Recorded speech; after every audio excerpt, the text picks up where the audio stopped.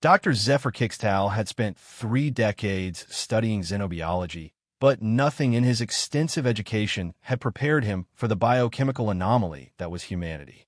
As the lead scientist aboard the research vessel Enlightened Discovery, he had been tasked with conducting the first comprehensive study of human physiology and culture.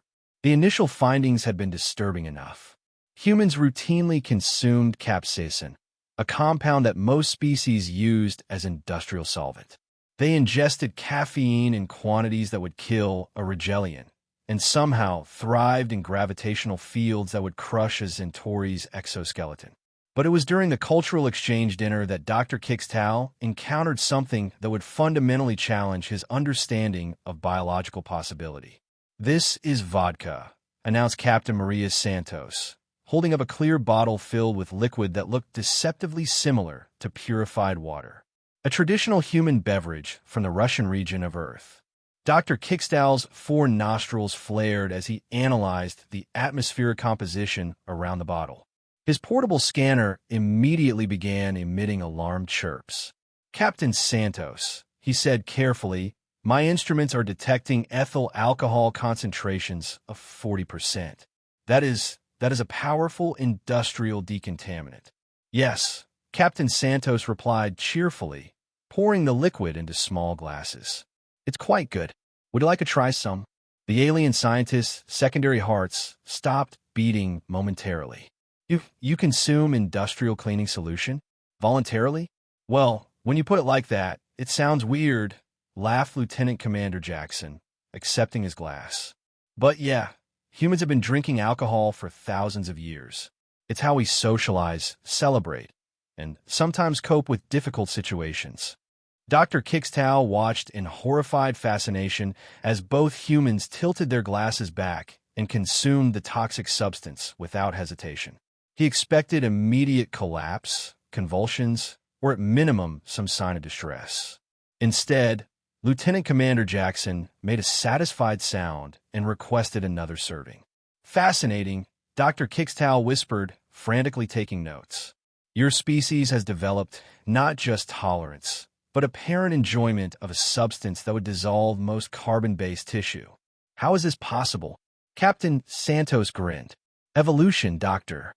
Our ancestors discovered fermentation about 10,000 years ago. Those who could process alcohol survived and reproduced. Those who couldn't, well, natural selection took its course. But the physiological requirements for processing such toxins..." Dr. Kixtal's voice trailed off as he began calculating the metabolic implications. "Your liver would need to function like a chemical processing plant. Your neural pathways would need built-in resistance to nervous system depressants. The genetic mutations required would take millions of years to develop." "Actually," interjected Dr. Sarah Chun, the expedition's xenoanthropologist, "we think it happened much faster. Alcohol consumption provided significant survival advantages. It killed bacteria in water, provided calories during food shortages, and helped with pain management before modern medicine." Dr. Kixtal's scientific worldview crumbled a little more. "You use poison as medicine?" "Still do, sometimes," Captain Santos admitted. "A shot of whiskey was standard treatment for snake bites, toothaches, and surgical procedures for centuries."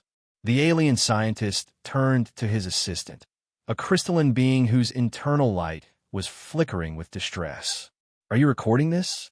Future xenobiologists will never believe it without documentation." "There's more," Dr. Chun continued helpfully. "We've developed hundreds of different types of alcohol.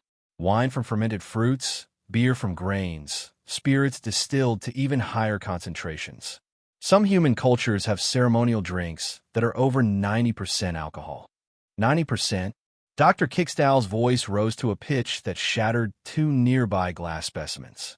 "That's not a beverage. That's rocket fuel." "Funny you should mention that," Captain Santos mused. "In emergencies, high-proof alcohol can actually be used as emergency fuel for certain engines."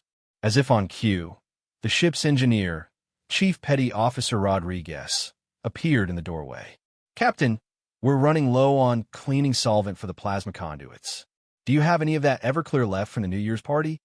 Dr. Kixtow watched in stunned silence as Captain Santos handed over a bottle of what she had just described as a ceremonial beverage, which the engineer accepted as industrial equipment maintenance fluid.